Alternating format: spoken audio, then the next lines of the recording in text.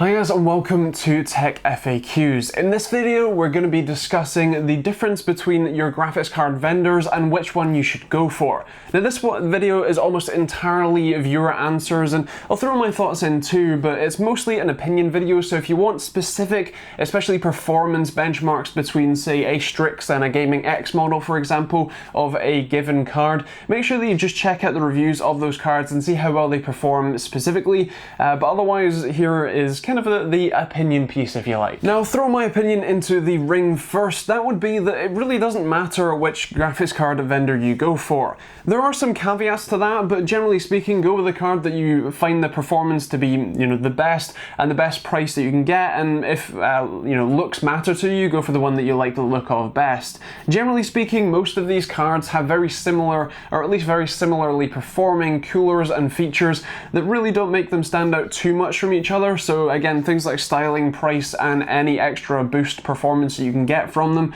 is more where your money should be going. Now I mentioned that there may be a few caveats to that, and that would be things like if you're in the UK for example. I know that Gigabyte has their own RMA centre here in the UK. It's in Milton Keynes. I've actually been to it a few times, but if your graphics card does go wrong, which by the way isn't that likely, but if it does, you actually only have to ship it to Milton Keynes, not to any overseas territories, and even if the distributor or anything doesn't cover that, or if you do have to cover the postage, then makes it a fair bit cheaper and generally a bit quicker as well. But otherwise that's kind of my thoughts and my few notes here. Let's take a look at your thoughts. Bear in mind, if you want to be part of the Tech FAQ series, and if you have any other questions you want me to answer, or if you just want to answer the questions as they come, make sure you follow me on Twitter, which is at TechteamGB, for more of these questions. So first one up is Nathan. He votes for EVGA with no question.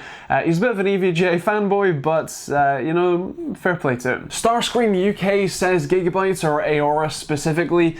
He might be a bit biased, but that's his favourite. MaxiX is actually on the really great lines here, as he says that he doesn't have much loyalty to any brand and or any series of cards, and that he buys based on prices, reviews, and availability, which is an excellent mindset to have. Bugs loves the ASUS Strix lineup. He thinks that they scream quality and that he just generally loves the lineups. Intron votes for ASUS RG as well, as for him they have been the most reliable overall cards and he's had the least amount of problems with. He's also looking for a new card, and in his mind the kind of looks and cooling really work out best for him. I'm sorry if I say your name wrong, but Francis, I believe, says that Gigabyte hasn't done him wrong in the last two builds he's had and that he's really very happy with them. The great folks at DinoPC also weighed in their office opinions. 2 votes go to the ZOTAC cards, which are also pretty nice. 1 vote for MSI and 1 vote for EVGA. ET says he has a pretty limited comparison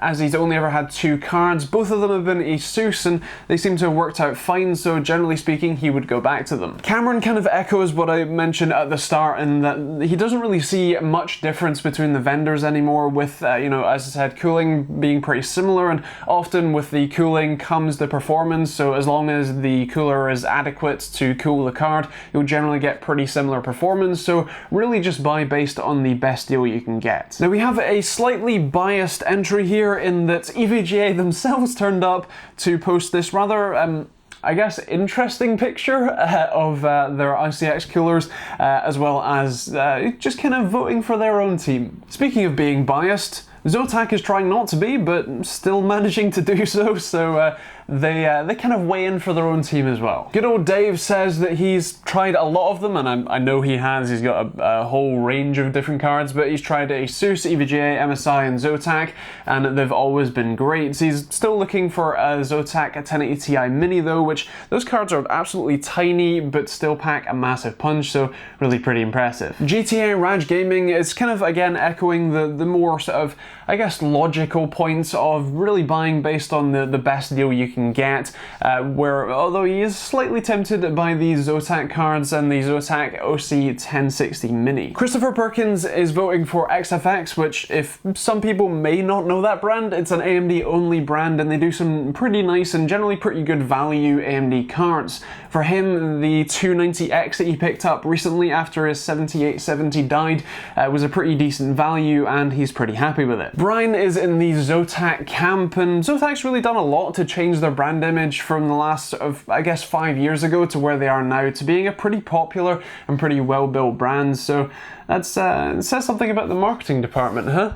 Cohen says he has a 1066 gig Aorus card, and that's one of the better cards he hears, so I guess he's in the Aorus camp. And Jonas votes for EVGA thanks to their great customer service in his experience, so that's also pretty nice to see. That's it for viewer responses. I guess a bit of a roundup is, as I mentioned, buy the card that you want the most, that's the best deal, that may have a slight edge in performance or cooling, and obviously is the card that you like the look of the most as well. Of course, in terms of specific cards, so whether you're buying a 1060 or you should buy a 1070, that's kind of a different video. This one is more for the specific models, but nonetheless, I hope that kind of gives you an idea of which one, generally speaking, most people are voting for, or just generally where you should be looking and how you should be looking as well. Now, as I mentioned, if you want to be part of the Tech FAQ series, then make sure you follow me on Twitter for the questions. I label them as Tech FAQ questions, so just feel free to reply to those as and when they come out.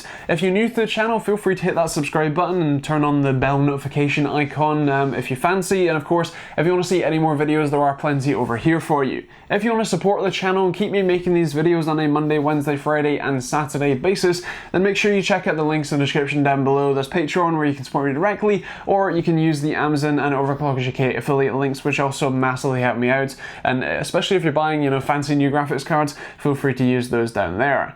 Otherwise, that is pretty much it. I'd love to hear your thoughts on your favorite graphics card brand in the comments down below, and otherwise, if you have any other Tech FAQ questions you'd like me to answer, feel free to also leave them down there too. Thank you for watching, and we'll see you all in the next video.